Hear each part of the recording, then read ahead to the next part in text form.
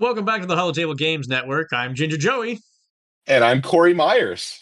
Corey Myers, nice, nice. We are Yeah, so close to Halloween. So yeah, close. I had to I was saving it up. I'm like, nah, this is Halloween week. We got to throw that in there this week. But how many people are like, this isn't Halloween year. This is the swoo Halloween instead. So that's same day release kind of thing. So, well, pre-release, pre-release. It releases November 4th, I think is what it is. So, Yeah, or pre-release on whatever, Halloween though something like is that, is pretty 6th or crazy. something. So, Yeah. yeah. So I wonder how many people are going to be dressing up at pre-releases we're going to. Well, we're going to Red Castle. Red Castle will probably have a fair number of you people dressed up. you know Steve's gonna be dressed up. Oh So yeah. Oh, that's a given. Yeah. yeah. No, I expect Red Castle will probably have a fair number dressed up. I know Cloud Cap probably some, but I don't think Yeah. it'll be as many as we. Yeah, Red Castle will just have a ton of people. All right, well, welcome to the Sunday Summary here at Holotable Games Network. And so this weekend, not that many PQs. We only had 9 of them going out. And as you can see from the website from Competitive Hub, you're looking at about a 30% Han win rate. So things are pretty much par for the course as far as we can see.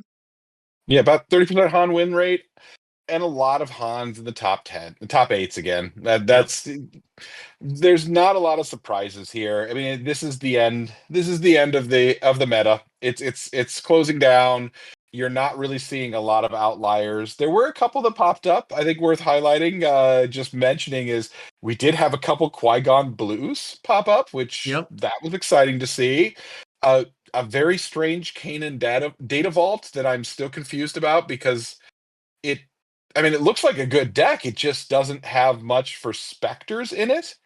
So I'm like a little confused in that aspect of, well, why Kanan? That one I'm not certain are specters or creatures. So that one was a little interesting, but and then a couple Kazudas again. We had both a blue and a red pop up. So happy to see that. But then everything else is pretty much all the usual contenders.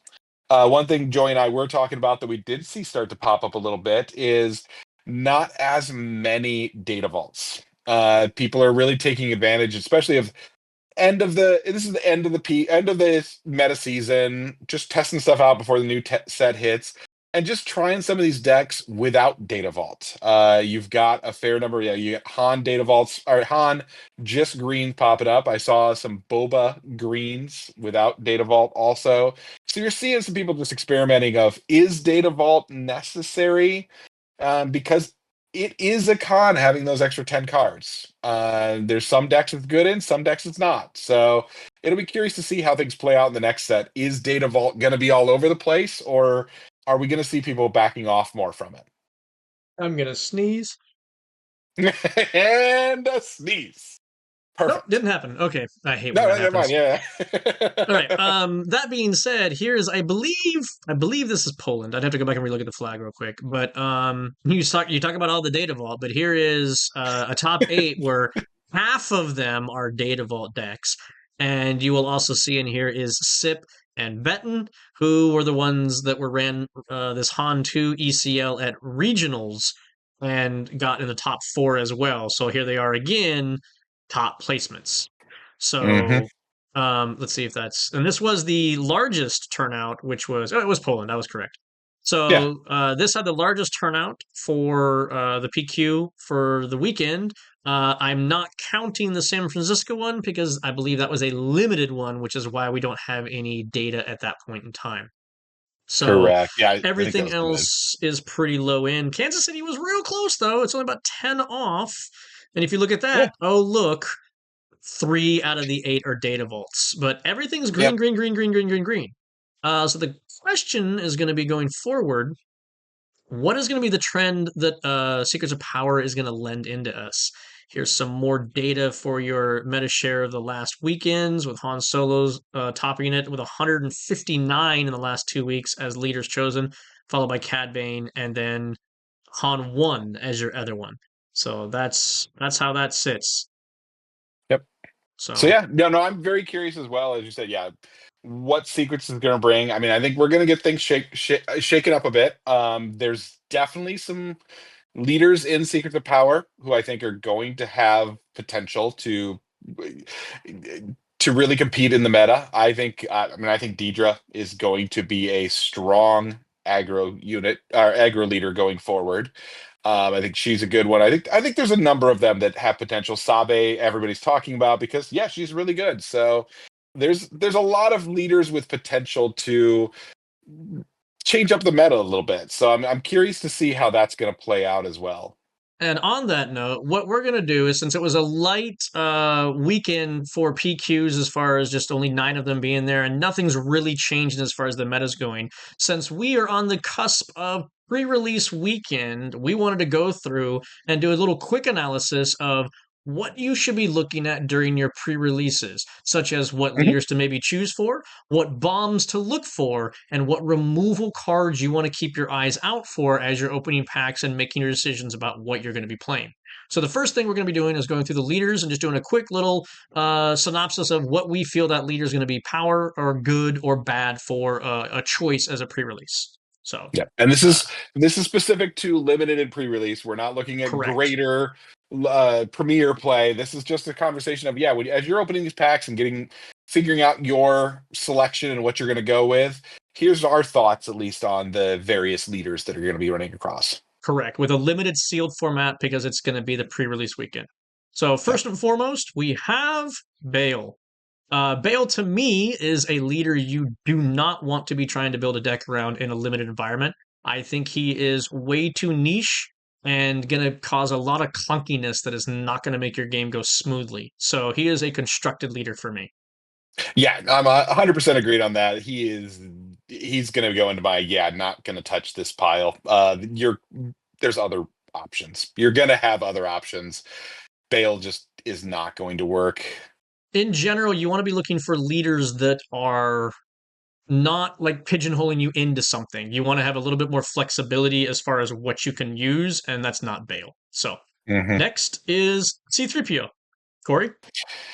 C3PO is, I mean, he's not as bad as Bale.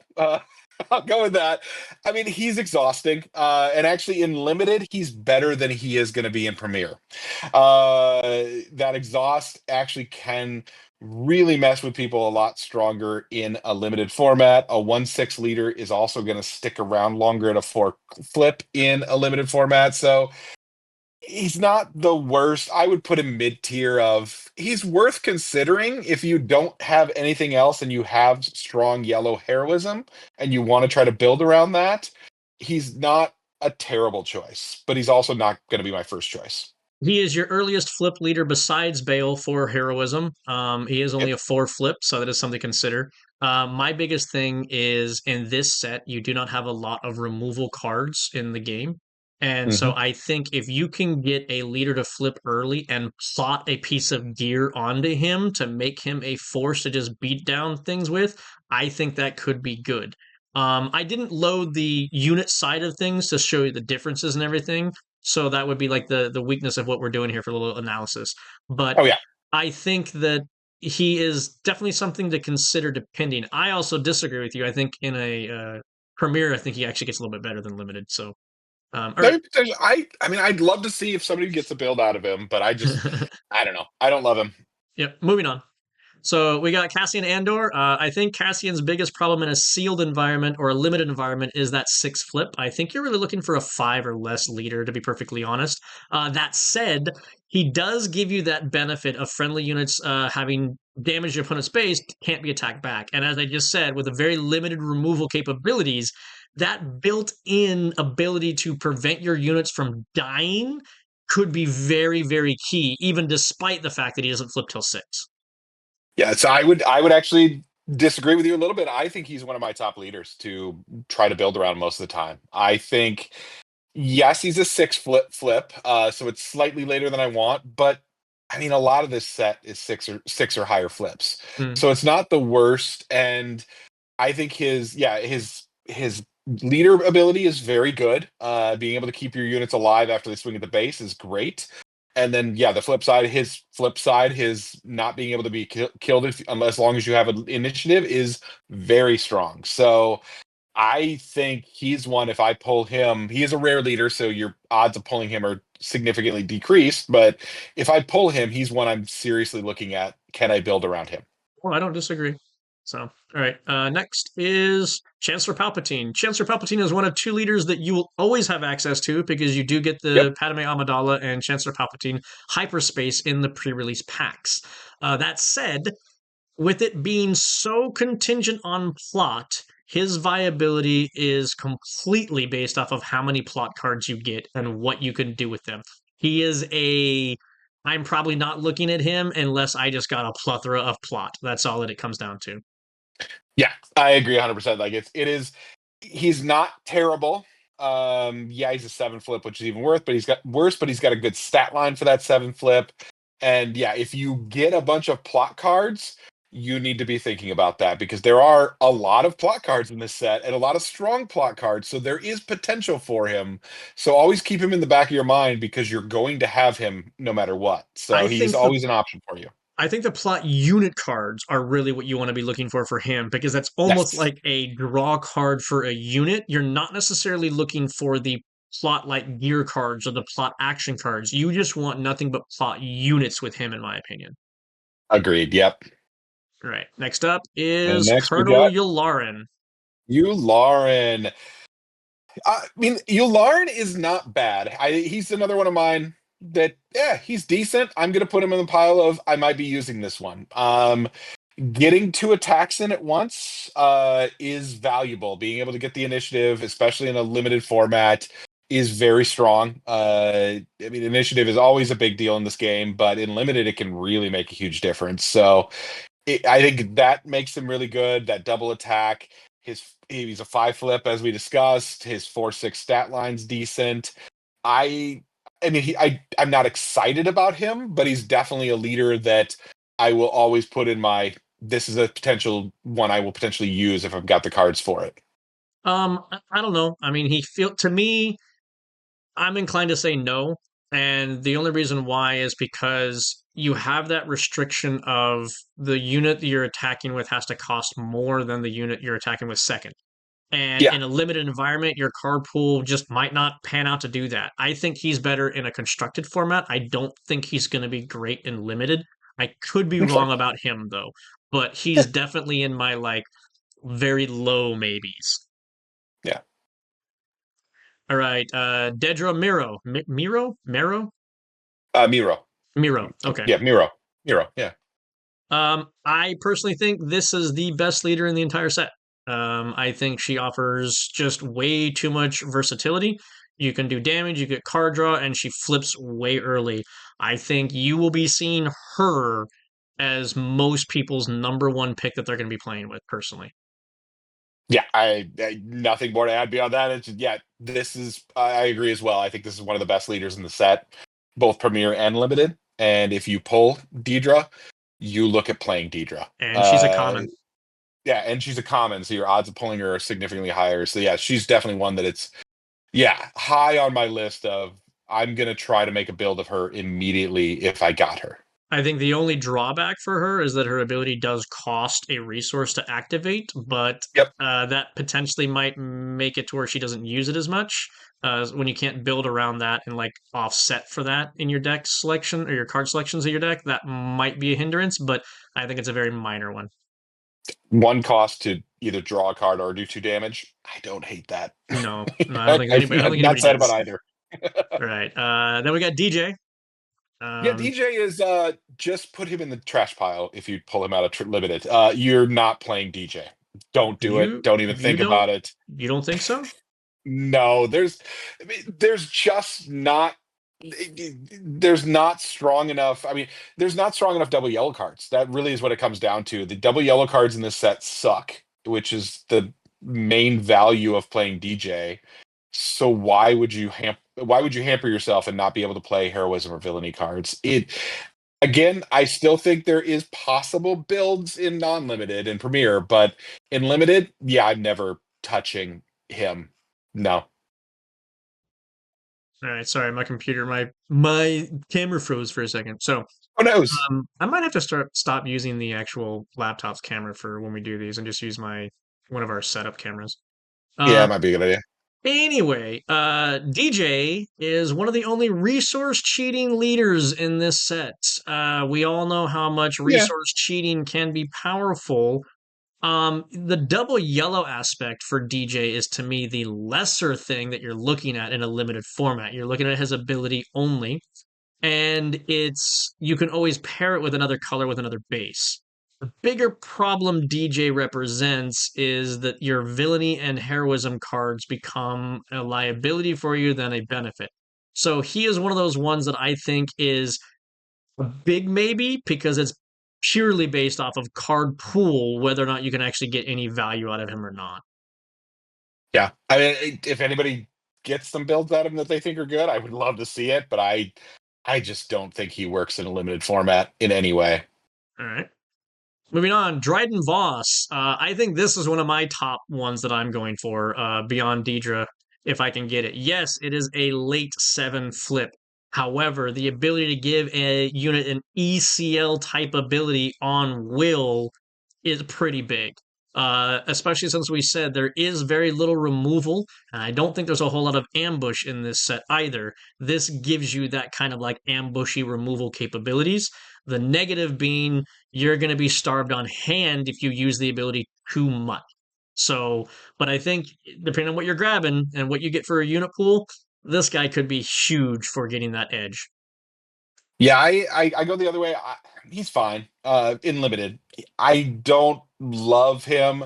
I think the having to discard a card is a lot more painful when you only have a 30 card deck. That definitely makes it a lot tougher. And especially discarding a 6 or more is going to be very hard a lot of the time. So like his leader side, you're not going to use as much. His flip side is going to be strong still because you just have to discard any card, but yeah, like I think you're gonna have a challenge using his leader side ever. And yeah, 7 flip, 5/7 stats, not the best. So yeah, I think he's okay. If I get the right cards for him, I would maybe think about him, but he's definitely not gonna be at the top of my list. All right. Governor Price. Again, to Governor me, Price. Yeah. this is a unit that is completely contingent on do you get enough cards that make tokens? Yeah. That's it. If you Yeah. don't, then she's not even worth it. Yeah. She's a rare leader. You probably won't even see her, but yeah, it's if you get tokens, great. Maybe you look at her, but if not, yeah, she's not that great. Nope. Jabba the Hutt. Go ahead, Oh, Corey. sorry, that was me. Jabba the Hutt. I I kind of like Jabba actually. I think that I th- what was I going to say? Sorry, I was gonna say, my did you brain froze for a freeze? second. You like My completely brain like just went like to like stopped for a like. second. I think he's pretty decent. Just in the fact, I mean, you need your units to be damaged, but your units are going to be damaged a lot in limited format. And we were talking about this before we started recording. There's very little removal in this set. There's not a lot of direct damage in this set.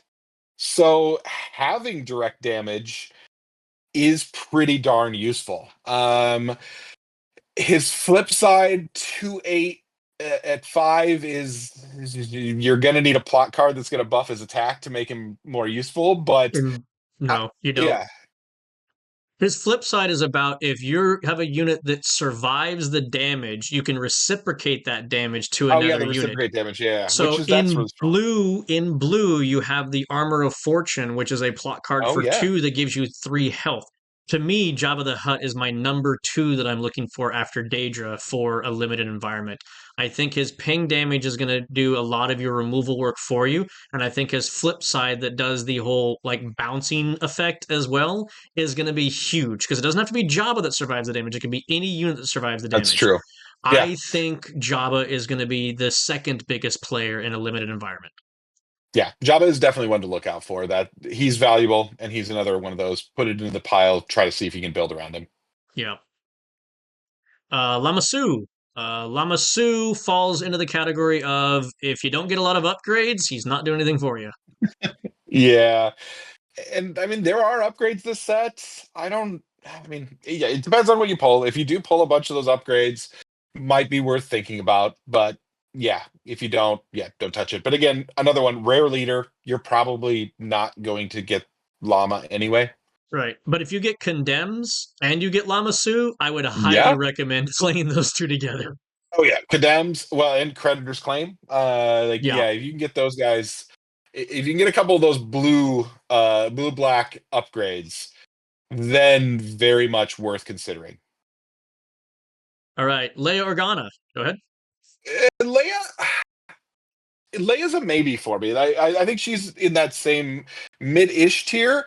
She's basically in a limited format. I think she's better than in constructed because sometimes you do want to splash some off aspect cards because you get those bombs off aspect and you want to splash them in there.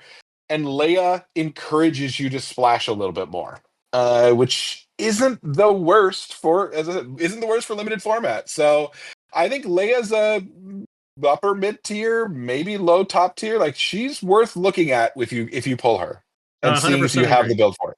You actually hit the nail on the coffin of what I was going to say was whereas Leia might struggle in a constructed format of having that like oh that off color, being able just to splash a random red in a blue green deck in a limited Mhm. format is not unheard of, and then you have a constant trigger to get 1 XP off of. And in this game, that 1 XP could make all the difference in the world about a unit surviving or not, kind of thing. I personally put Leia Organa in a limited environment at a higher look at uh, than anything else right now Yeah. for Yeah, I think heroic she's side of very stuff. much worth So, considering. Yeah, and as mentioned, yeah, I think it's the only way she's really playable. I mean, maybe somebody's going to uh, figure out some way to get her to work, but I don't. I'm I think iffy. she's stronger and limited, but I don't think it's the only way she's playable. So, Yeah, Luthen Rail. Luthen Rail. Yeah, I want to like Luthen more than I do. The problem is, I mean, yes, your units are going to get killed, but that while attacking is the big issue. I don't always want to be swinging my units into another unit and getting them killed off just to get a damage. I don't think his ability is strong enough. I think if it didn't have the while attacking aspect to it, I think he'd be a lot better. That while attacking brings him down significantly in my book.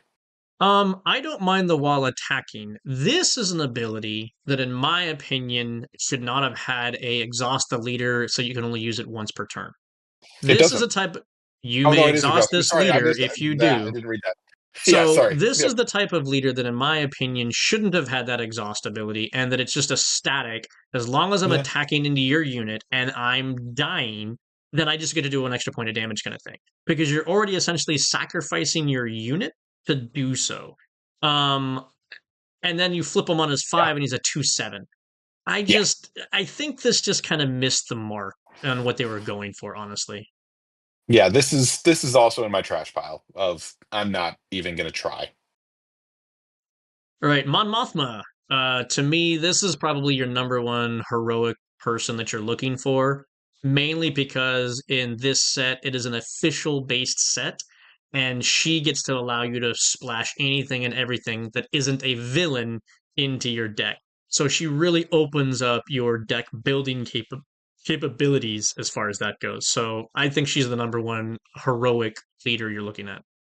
Yeah, most of the time, I think you're going to have builds for her. So yeah, you want to be considering her.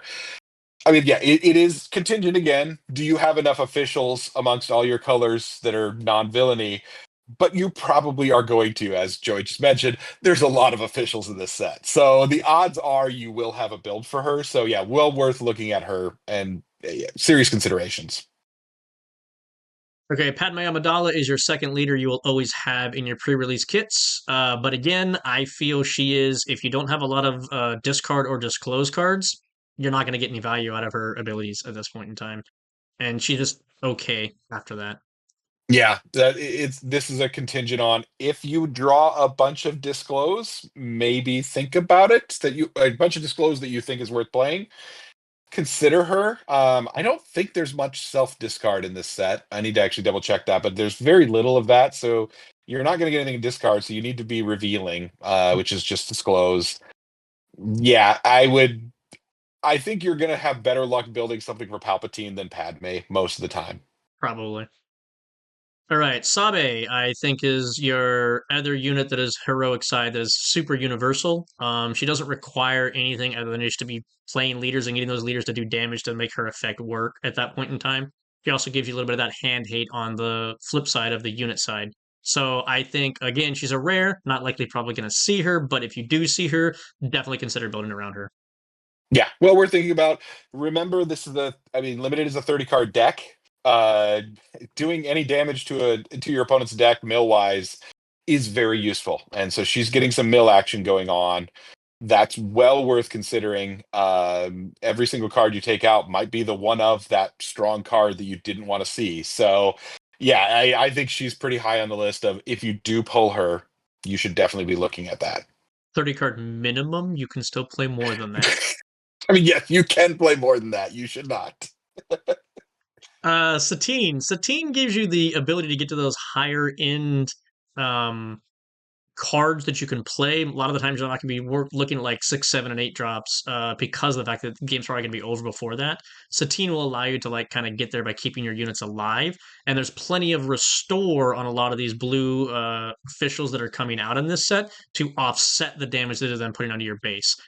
I don't know that she's worth it though, because I still don't know how she wins the game. Because a lot of that's going to be like, can your units get you there? Because she's not doing it herself at that point in time. So she's a giant question mark for me.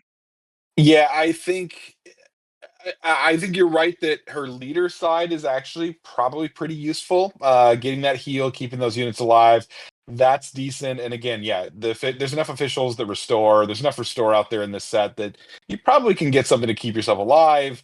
But then she flips to the 0-8 with restore 4, and that just doesn't help you close the game.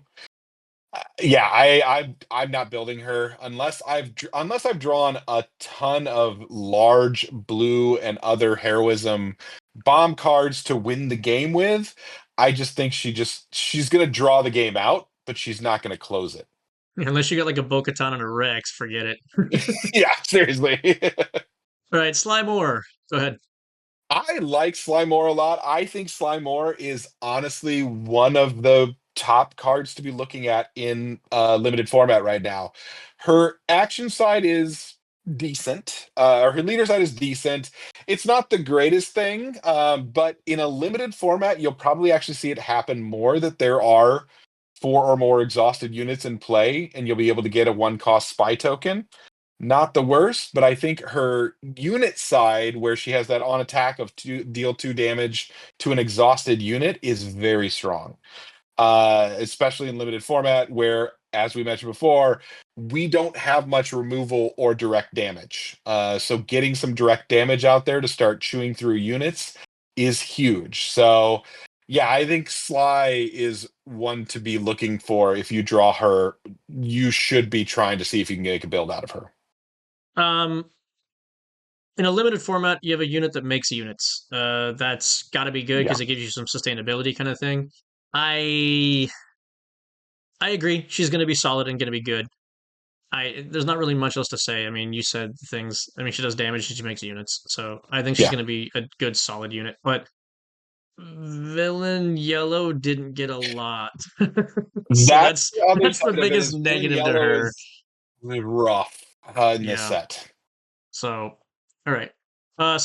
Let's go ahead and stop this for a second. We'll go back to this. Yeah, we went through all the units. The So leaders. Yeah, that's yeah. that's all the units. We want to keep this video to about a half an hour. We're getting close to that, so we're just gonna breeze through the next few cards as fast as possible because all they really are is we selected what we think are the best bombs as a hero, a villain, and a neutral in each color.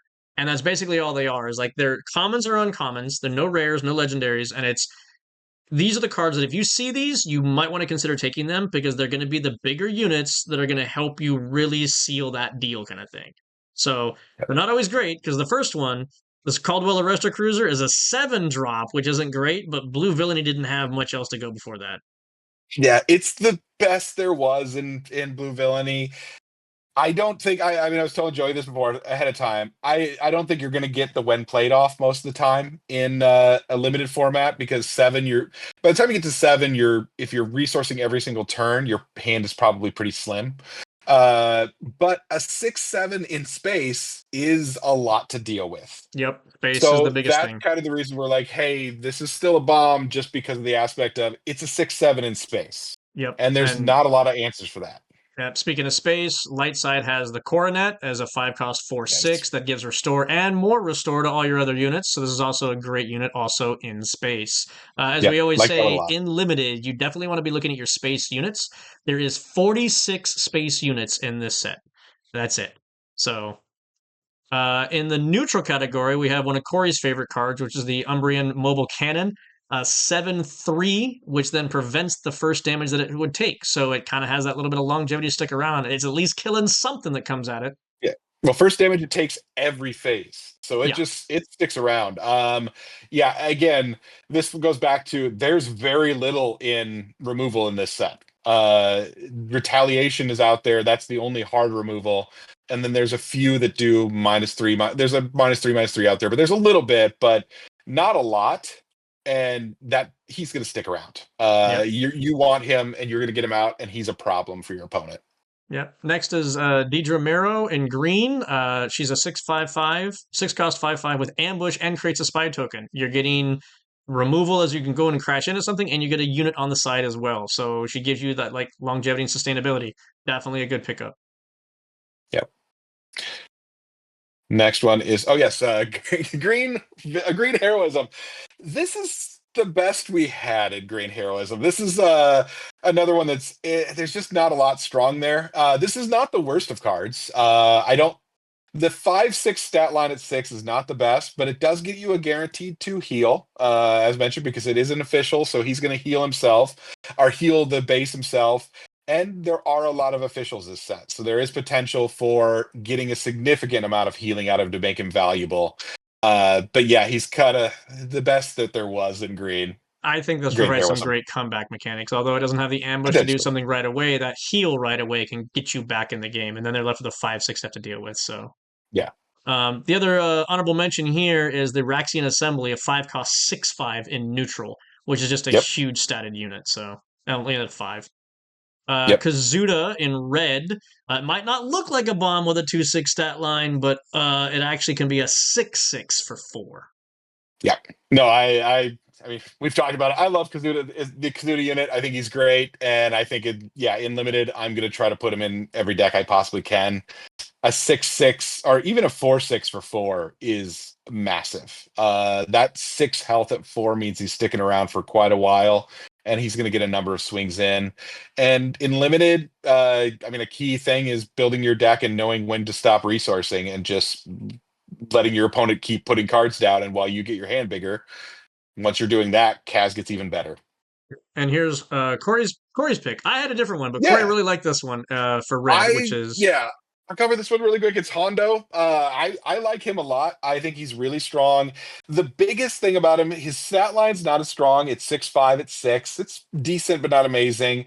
The fact that he has plot is huge. And then on top of that, he gives every other friendly unit raid 1. So he's a +1 to all of your units, including your leader that you just flipped. And then on top of that, he's going to I mean, yeah, he's gonna be a target. He needs to go off the board or you're getting a lot more damage. So I like him.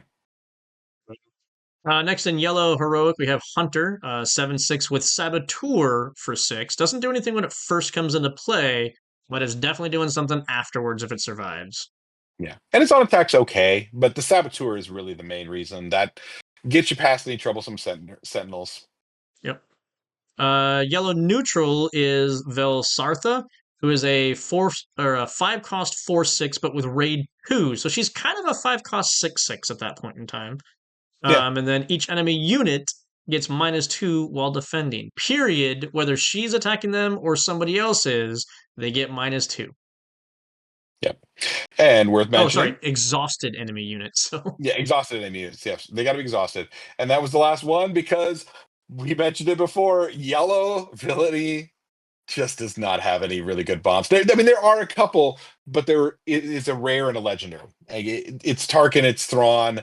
They're okay. Even Tarkin's not the best, but Thrawn is really strong. But he's a legendary. You're probably not going to pull a Thrawn. And the rest of Yellow Villainy is not terrible, but not bomb worthy. That's for sure. The closest thing they had was a 5-drop 3/4 that creates 2 spy tokens, which, Yeah, so a go wide. yeah, depending on if you wanted eh, those, it might help, but it's not really a unit that we feel is going to be sticking around to make it bomb worthy. So, Yeah. so yeah, that's kind of our little primer up on things to look out for your Secrets of Power pre-releases coming up this Halloween weekend. So yeah, there you go. Hopefully you got some information out of it. Until next time, thank you very much. Yep. Have fun, everybody.